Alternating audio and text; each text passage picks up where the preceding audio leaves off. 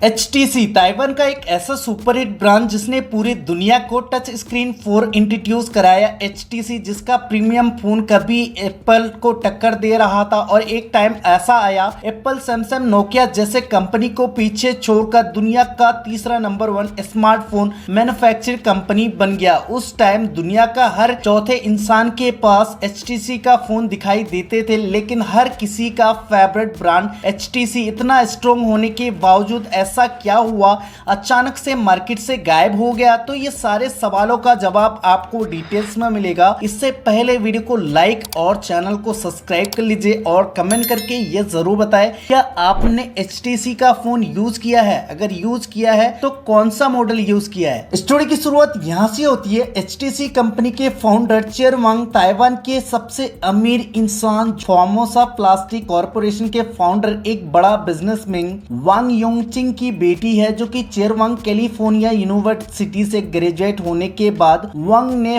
First international computer में काम किया, जो उनकी बहन द्वारा शुरुआत की हुई थी। और इसके कुछ समय बाद ही वांग ने कंपनी छोड़ दिया और 1987 में उन्होंने मदरबोर्ड, चिपसेट, यूसीपी और memory manufacturing company via technology की शुरुआत की। और चेर वांग के पास पैसे की कोई कमी नहीं था, लेकिन चेर वांग अपने खुद के दम पर कुछ करना चाहते थे और वांग का सपना था कि दुनिया का सबसे हल्का और पावरफुल कंप्यूटर लैपटॉप बनाना। इसीलिए कंपनी का नाम रखा था हाईटेक कंप्यूटर, क्योंकि इस कंपनी का लैपटॉप भारी और महंगे हुआ करते थे। इसीलिए बाजार में ज्यादा लैपटॉप बिका नहीं और लोगों ने पसंद नहीं किया और कंपनी लॉस में चल रहा था। इसीलिए चेर वांग ने अपना फोकस चेंज किया और वांग को रियलाइज हुआ अब फ्यूचर्स कंप्यूटर और लैपटॉप का नहीं बल्कि टच स्क्रीन फोन का है। इसीलिए चेर वांग ने हाईटेक कंपनी का नाम बदलकर HTC नाम रख दिया और कंपनी की शुरुआत कर दिया, जिसका एस्टेब्लिश चेर वांग ने अपने पार्टनर पीटर चाउ के साथ मिलकर 1979 में की थी। और HTC कॉर्पोरेशन कंपनी की शुरुआत 15 मई को ताइवान के सिटी तायुल में हुआ था और फिर दुनिया का सबसे बड़ा हार्डवेयर कंपनी बन गया। और 2000 से 2006 तक HTC का नाम कोई जानता तक नहीं था, लेकिन उसका फोन सब यूज करते थे। उस समय HTC वाइड लेवल कंपनी था, यानी कि हार्डवेयर इंजीनियरिंग कंपनी था। दुनिया का 18% विंडोज फोन HTC ही बनाते थे और HTC के पास अपने खुद का कोई पहचान नहीं था और माइक्रोसॉफ्ट के साथ अच्छा पार्टनरशिप था, लेकिन विंडोज ऑपरेटिंग सिस्टम बहुत पुराना हो चुका था और HTC अपना पहचान बनाना चाहते थे ताकि सबको पता चले कि खेल का असली मास्टरमाइंड कौन है। और अमेरिका का कंपनी गूगल तलाश कर रहा था एक अच्छा हार्डवेयर कंपनी का। और फिर एक दिन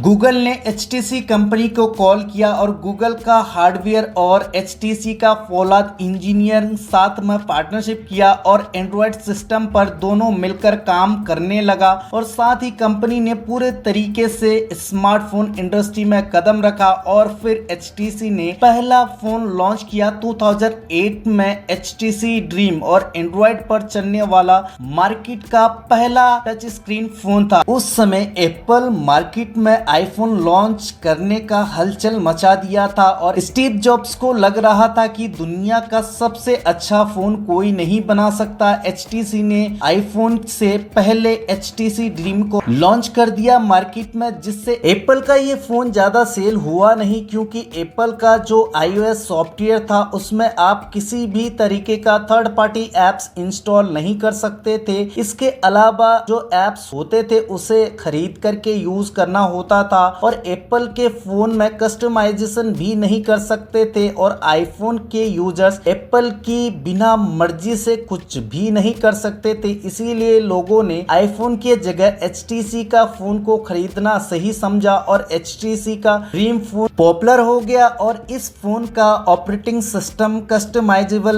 ग्राफिकल यूजर्स इंटरफेस और जीमेल जैसे गूगल सर्विसेज के साथ इंटीग्रेशन ऐप भी भेजे गए और हाल के मैसेज लिस्ट दिखाने वाले नोटिफिकेशन सिस्टम और एक्सेसिबल एप्स डाउनलोड करने के लिए एंड्रॉइड मार्केट जैसी सुविधा था। HTC ड्रीम को इसके मजबूत और टिकाऊ हार्डवेयर डिजाइन के लिए पॉपुलर हो गए, लेकिन एंड्रॉइड ऑपरेटिंग सिस्टम के आने पर कुछ ऑब्जेक्शन भी उठाए गए क्योंकि इसमें पहले से मौजूद प्लेटफॉर्म के कंपेयर में कुछ खास फंक्शनैलिटी और थर्ड पार्टी सॉफ्टवेयर की कमी था। हालांकि अपनी कमी के बावजूद एंड्रॉइड OS को इसके ओपन नेचर नोटिफिकेशन सिस्टम पर गूगल सर्विस के साथ कम्युनिकेशन इंटीग्रेशन के कारण इनोवेटिव माना जाता था और HTC ड्रीम के लॉन्च ने कंपनी को एंड्रॉइड मार्केट किंग बना दिया और 2010 तक हैंडसेट की बिक्री 2009 की तुलना में 1111% से बढ़कर 24.6 बिलियन यूनिट तक पहुंच गया और अप्रैल 2011 में कंपनी ने नोकिया, सैमसंग, एप्पल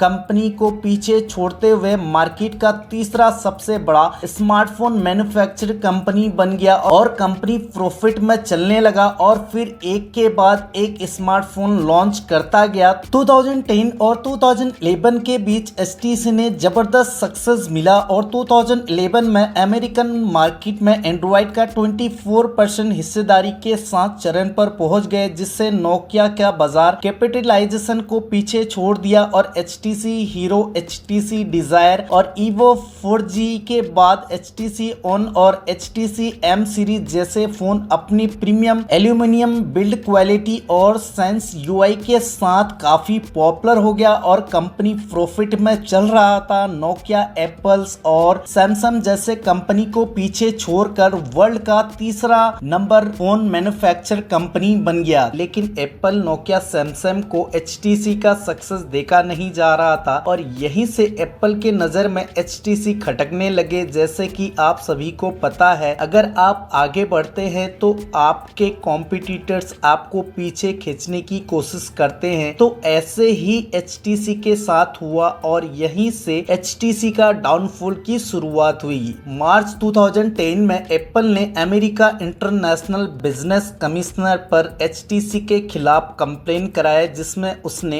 एप्पल के यूजर इंटरफेस और हार्डवेयर सहित अपने 20 पैटर्न कॉपी करने का आरोप लगाया HTC के ऊपर और HTC ने एप्पल का इस कंप्लेन पर ऑब्जेक्शन जताई और इनोवेटिव स्मार्टफोन बनाने पर अपने कमिटमेंट रिपीटेडली HTC ने भी एप्पल पर अपने 5 पैटर्न कॉपी करने का आरोप लगाया और कंप्लेन दर्ज कराया और एशिया स्थित मैन्युफैक्चर प्लांट से एप्पल प्रोडक्ट के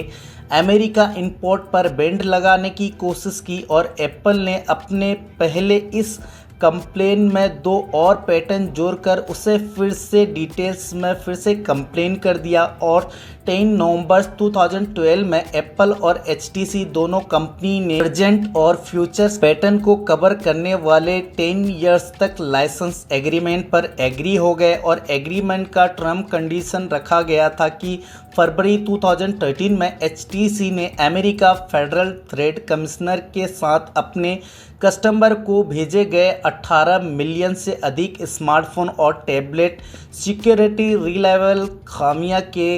रिलेशंस में एग्रीमेंट किया और सुरक्षित पेचअप जारी करने पर कॉन्सेंट एक्सप्रेस की और टर्म कंडीशन ये था कि HTC जितने भी फ़ोन सेल करेंगे उसमें कुछ परसेंटेज एप्पल को दिया जाएगा और इस एग्रीमेंट पर ये टर्म कंडीशन पर HTC एक्सेप्ट कर लिए। HTC डाउनफॉल का और भी कई रीजन है जिससे HTC टिक नहीं पाया, जैसे कि Chinese company Xiaomi, Oppo, Vivo की बजट फ्रेंडली फ़ोन के सामने नहीं टिक पाया। इंडिया का मार्केट में जो कभी HTC का फेवरेट मार्केट था और चाइनीज कंपनी आने से कंपनी अपना मार्केट शेयर खो बैठा, इसीलिए जो Xiaomi, Oppo, Vivo कंपनी के फ़ोन वही मेटल बोर्ड बॉडी और वही फीचर्स आधे से कम दामों में बेचना शुरू कर दिया और चाइनीज ब्रांड जो 15,000 रुपए का फोन को बेच रहा था वही फोन HTC 40,000 रुपए में बेच रहा था। और HTC ने खुद को केबल प्रीमियम और हाई एंड स्मार्टफोन ब्रांड के रूप में शुरुआत किया था, जबकि बाजार में वैल्यू फॉर मनी यानी कि कम कीमत में बेहतरीन फीचर्स वाले फोन की डिमांड बढ़ने लगी। नंबर 2, इंडिया में सर्विस सेंटर को लेके खराब एक्सपीरियंस था। अगर आपका फोन का स्क्रीन टूट गया तो 2 से 3 महीना वेट करना पड़ता था, क्योंकि पार्ट्स को ताइवान से मंगवाना पड़ता था और इंडिया में HTC का ज्यादा सर्विस सेंटर नहीं था। इसीलिए दुकानदार भी HTC के जगह सैमसंग, ओप्पो, वीवो जैसे फोन को रिकमेंड करते थे और कस्टमर को बोलते थे अगर आप HTC का फोन लेते हैं तो खराब हो जाने पर जल्दी ठीक नहीं हो पाएगा, और अगर आप सैमसंग और ओप्पो, वीवो जैसे फोन लेते हैं तो हर जगह आपको सर्विस सेंटर मिल जाएगा। और दुकानदारों ने की HTC का फोन को बेचना बंद कर दिया, और ऐसा इसीलिए क्योंकि अदर ब्रांड के जो फोन होते थे तो दुकानदारों को कमीशन भी ज्यादा मिलते थे। Number 3, Samsung, Xiaomi, Oppo, Vivo जैसे कंपनी का फोन टियर 2, टियर 3 सिटीज की दुकानों में मिल जाया करते थे और HTC के फोन बड़े शहरों में ही मिला करते थे। यहाँ तक कि उस दौर में Chinese company Samsung dual camera नए फीचर्स अलग अलग मॉडल लॉन्च करते थे और सैमसंग, ओप्पो, वीवो के तुलना में उनका डिजाइन काफी अधिक खराब था। जैसे कि सैमसंग ने S1 और S2 सीरीज स्मार्टफोन के साथ HTC को पछाड़ दिया और बहुत प्रॉफिट भी कमाया, और HTC का M सीरीज का फोन को पूरी तरीके से पीछे छोड़ दिया। और 2010 में HTC का नया फोन लॉन्च हुआ, HTC डिजायर। उस टाइम का ये फोन सुपर हिट साबित हुआ। उस फोन का खास बात ये था कि इस फोन में एमोलेड डिस्प्ले था और इतना खूबसूरत था कि लोग इसके दीवाने हो गए। लेकिन डिस्प्ले बनाने वाले एक ही कंपनी था, वो था सैमसंग। और सैमसंग ने देखा कि HTC डिजायर सैमसंग का गैलेक्सी सीरीज को टक्कर दे रहा था, इसीलिए सैमसंग ने HTC को डिस्प्ले सप्लाई करना बंद कर दिया और HTC को कहा हमारे पास डिस्प्ले का स्टॉक खत्म हो चुका है, और सैमसंग का ये झूठ था। दूसरी तरफ सैमसंग अपना डिस्प्ले स्टॉक कर रहा था और मार्केट में HTC डिजायर का डिमांड बढ़ने लगा, लेकिन HTC अपने डिमांड को पूरा नहीं कर पाया और इसी रीजन से HTC का फोन लॉन्च होने से देर हो गया और कस्टमर को दे नहीं पाया, जिससे 2013-2014 के दौरान कंपनी को बहुत बड़ा लॉस हुआ। नंबर 5, सैमसंग और अदर चाइनीज कंपनी के तुलना में HTC का मार्केट पिछड़ गया और जिससे लोगों के बीच उनका ब्रांड वैल्यू कम होने लगा, और 2017 के आसपास कंपनी का फाइनेंशियल सिचुएशन खराब होने से कंट्री का हेड इस्तीफा के बाद इंडिया में अपना फैक्ट्री समेटने की तैयारी शुरू कर दिया गया। और 2017 में गूगल के साथ डील हुआ और गूगल ने HTC का स्मार्टफोन रिसर्च और डेवलपमेंट टीम के एक इम्पोर्टेंट पार्ट्स को $1 अरब में एक्वायर कर लिया, जिसके कई एम्प्लॉइज गूगल पिक्सल फोन पर काम करने लगे और HTC अपनी wide VR business metaverse technology पर फोकस कर रहा है, और हालांकि ये अभी भी कभी कभी स्मार्टफोन लॉन्च करता है। सो आई होप कि आपको समझ में आ गया होगा HTC का शुरुआत कब हुआ था और HTC कंपनी का शुरुआत किसने किया था और HTC कंपनी को कैसे सक्सेस किया, HTC कंपनी क्यों बैंकरप्ट हो गया। तो आई होप कि आपको ये सारे रीजंस या फिर किलो पता लग गया होगा। तो अगर आपको ये वीडियो जरा सी भी पसंद आए हो तो वीडियो को लाइक कर दीजिए और कमेंट सेक्शन में कमेंट करके ये जरूर बताएं क्या आपने कभी HTC का फोन यूज किया है, और ऐसे ही वीडियो देखना पसंद है तो चैनल को सब्सक्राइब कर लीजिए और दोस्तों के साथ शेयर जरूर कर दीजिए। और वीडियो में कोई भी